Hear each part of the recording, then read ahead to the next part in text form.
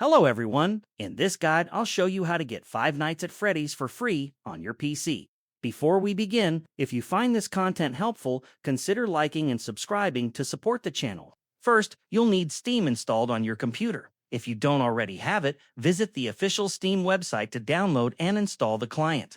Once Steam is open, locate the search bar at the top. Type in Five Nights at Freddy's or FNAF and press Enter. From the search results, select the correct game Five Nights at Freddy's. On the Game Store page, you'll see the listed price. Steam regularly runs promotions, seasonal sales, and occasionally offers games for free during special events. While Five Nights at Freddy's is normally a paid title, you may be able to claim it at no cost during one of these promotions. To maximize your chances, add the game to your wish list. This way, you'll receive a notification if it goes on sale or becomes available for free. You can also follow official Steam announcements or community updates for news on giveaways and limited time offers.